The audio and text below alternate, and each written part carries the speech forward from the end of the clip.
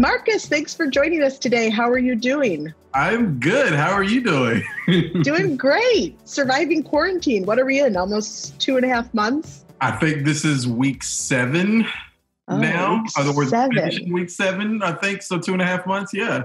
Yeah. It's been a long time. And you, as Reagan Consulting Group's video producer for our clients, it must be really an interesting time for you because you're used to being on site with our clients, helping them with their video and guiding them in person. So has it been interesting to take all of your video work virtually? It has been. It's definitely the one thing that this shelter in place or this pandemic has taught us is to be more creative. We're usually grabbing somebody, throwing them on camera, boom, boom, boom, and being done. And now people are actually starting to have to think about the style of their videos, how they're going to come across, the length of their videos, just tons of different things. So it's a weird, I don't want to say a silver lining, but it's a weird adjustment to what's happening now. So, and I've seen so many videos from so many different brands, some better than others. But what would you say, because people are amping up video because it is such a powerful tool, what are your thoughts on why right now video is more important than it might have been when we were in a little bit more of an in-person life? I would say it's more important than ever right now is because everyone's consuming them in some way, shape, or form. Everyone's stuck at home. Everyone's on streaming platforms, on YouTube, on whatever type of media or medium that they can consume. And so video is very important to either catch whoever audience that you're trying to attempt to reach, to catch their eye immediately right off of the bat and to keep them interested because there's so many other options out there that they can just click through a video and go to the next one if they're not interested. And that sets us up perfectly for some of the questions I want to ask you because our audience, question time. Go. Our audience, obviously being corporate communicators, they're not used to be sitting, behind a Zoom just like you and I are right now in their homes trying to coach their executives, shoot their own video and interviews. So my first question would be equipment for working virtually. What sort of cameras or devices do you suggest that communicators can use to capture video? Right here. Boom. We all have one of those. Yes. I've been using this nonstop for the past month and a half to shoot all types of different content. I mean, most people only have a phone or a tablet in their house anyway. Not a lot of people have actual camera equipment. So get very comfortable and familiar with your phone, with your video settings. There's a lot of different settings just on the normal iPhone or Android or whatever type of phone that you have that you can use to shoot video. And so that's the main option right there. If you do have other camera equipment or things like that, use it. That's why you have it. Use it. But I mean, not everybody has that. So use your phone, use your tablet. That's a must. Yeah, most people probably didn't leave the corporate office thinking I better grab all of the camera equipment. Including me. I left all of my stuff there too. So I'm stuck with a phone. And you've always told me when I've asked for tips that when you're using your phone or a tablet, horizontal is best. Is that true? Always horizontally. Yes. Okay. I'll never shoot it vertically because of the video standards and stuff like that. You'll end up with those black bars on the side. So you always want to shoot your video horizontally like that so it fills up the entire screen when you're actually editing your project. And what about tips for things like stabilization, lighting, and sound? So we're in these home environments, kids are running around, maybe dogs, people are coming, in and out. We don't all have great windows of light, but what are just a few tips that you might give communicators to think about before they sit down for an interview? The first thing you want to do, obviously, is find a quiet space. I live by myself, so every room's a quiet space. What I want it to be. But find you a quiet space. Find you something that if you don't have lights, find you some natural light. That's why I'm sitting next to my window here, because it gives me this nice glow that you can see me in. And so you want to make sure that you're hitting from the front of you. And so you want to make sure that your light is always in front of you or not behind you, because then you'll be backlit. And then as far as stabilization is concerned, there's a few different things you can do here. I have ordered some small little phone tripods and stuff off of Amazon or whatever to kind of help set up. But if you don't have anything like that, books, whatever you have in your, you see I've got books and stuff behind me, whatever you can stack up just to set your phone on or set your tablet on to where you don't have to hold it and make it shaky or anything like that. Anything like that works. Again, you're at home. You're being creative. Creativity is king right now because everything's acceptable. If you look at national news, if you look at national TV shows, talk shows, everyone's at home having to do the same thing. So this is when you think about it, the playing field has been leveled because everyone has access to the same stuff. So your stuff is just as good as, the Daily Show or the Tonight Show or any of those because everyone's doing stuff from home now. And I think that's a great point because sometimes Instagram and social media trick you to think you need those fancy lighting rings and all of these things that influencers have. And you don't. I mean, looking at you right now, as you said, the way you've lit yourself is perfect. You can see yourself so nicely. You have a bright light on you. So that's great advice. So let's talk about the hated word editing, because most of us are not professional editors.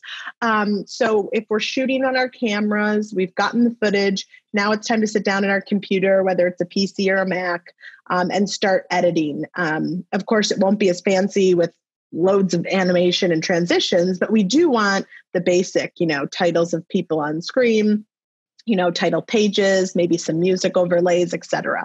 So is there editing software too for dummies that you might recommend? So there are a lot of different options. I think what I would say first off, when you're editing, when you're finished shooting your video and you're going into the editing process, if you have an iPhone, AirDrop is your friend. I've been using that a lot lately just to get videos off of my phone and my computer. But just know that when you do AirDrop videos from your phone, you want to make sure that you keep them short. So you want to shoot things in a short burst. So no more than a minute or a minute and a half, because the longer the video is, the longer it'll take to AirDrop, especially dependent on the amount of storage you have on your phone or the amount of storage that you have on your computer. So just be careful about that. Another thing, once you get it on your computer, if you have a Mac, most Macs come with iMovie anyway, built-in software. So that's a perfect editing system that you don't even have to pay for, that's already on your computer. And then, of course, you have a lot of other different tools as far as Premiere or Final Cut or Avid, just the whole Adobe suite for Mac. And then, of course, for PCs, I think there's like a Windows Media Editor or something like that comes on a PC, just like iMovie comes on Mac. So that's already a built-in editing software that you have right there. One of the things, I had mentioned this the other day when I was doing a speaking presentation for a conference. I think Adobe, like the Adobe suite, are offering month-long free trials or something like that, so that you could grab Premiere Pro or Photoshop or Illustrator or anything like that and test it out and try it. So it's definitely, I don't know if they're still doing it, but it's something to look into. What tips do you have for corporate communicators to convince or to get their executives or leaders comfortable with sitting down and doing an interview like this, or using their camera on their own to record a message? What tips do you think they can use to get them comfortable? That's another good question. The first thing, if you're a producer and you're trying to get your leader on camera or some executive on camera, the first thing you want to do is have a pre-production meeting with them and just get them on a Zoom call like we're doing now. Because not only does it allow you to see what they look like, it allows them to see what they look like themselves on camera, especially if they're not comfortable being on camera. I've been doing this for years. I know what my angles are. I know it looks good. I know what lighting. So it's good for me. But sometimes not a lot of people know that. And so it's good to just get them on camera, talk about the project, but also so you have an ulterior motive because you want to see what they look like. You want to see how they come across. And then you get into sort of the prepping stage and the briefing stage as far as what they're going to talk about, how they're going to talk about it, how they're going to come off, all of those different details that goes into producing somebody, and so you definitely want to make sure that they're comfortable on camera, but you also want to make sure that you're comfortable coaching them on camera too, because if you're not willing to tell them when they look bad or when they sound bad, right, it's not going to help anybody, because then you're putting out a video that looks bad and sounds bad, So you definitely want to make sure that you're not scared to tell them these things, because again, at the end of the day, your job is to make them look good on camera and make sure that they sound good and it's something worth watching. I know I've seen a lot of videos where executives are like way in the back of the room and the camera's here and they're trying to tell you. Or they're down here trying to look up at the camera.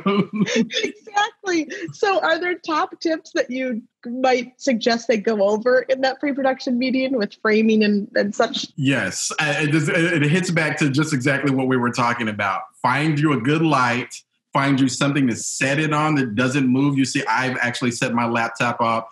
You can't say it looks professional from my side, from what you're looking at, but from my side, I'm sitting it on a box that's on top of my radiator in front of my window. But I mean, just basic tips like that. You'll know when you look at a camera if you look good or if you don't look good. Like, I mean, it's very obvious. So, and it's a mirror. Yeah, right. And so the idea is to just make sure that you do the common sense things that keep the framing set and keep the lighting set. We need to be able to see you, we need to be able to hear you, and we need to be able to give you a range of motion. Those would be my 3 things.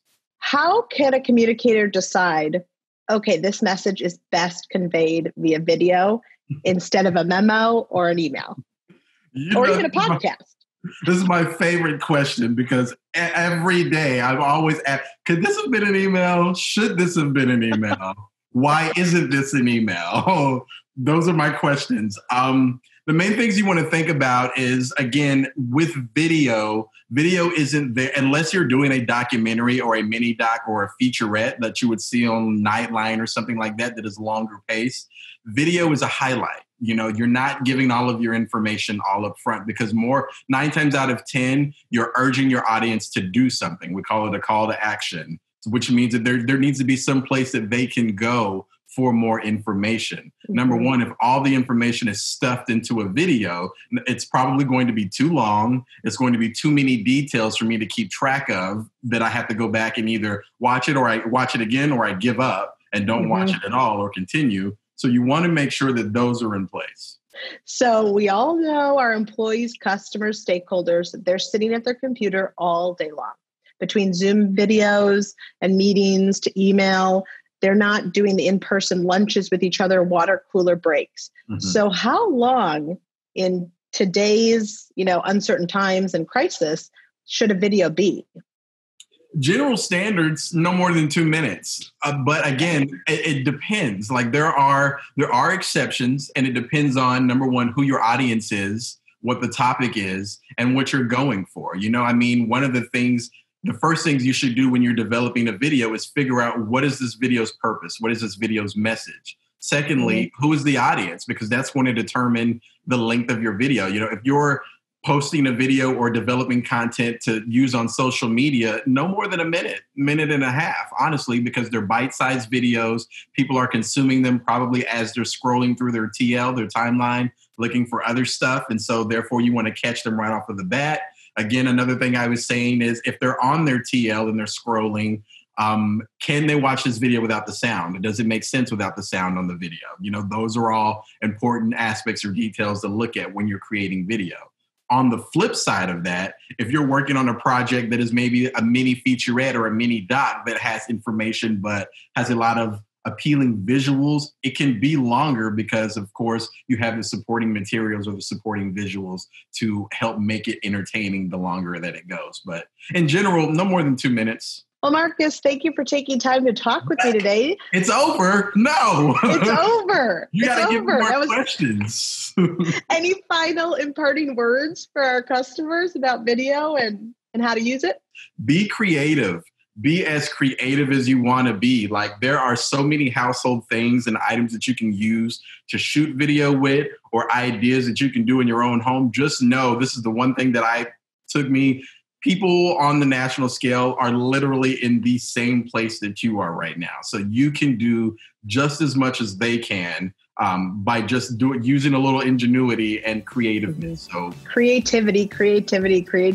Yes. Well, thank you. And that's a wrap. Absolutely. Thanks so much. I appreciate it. Bye.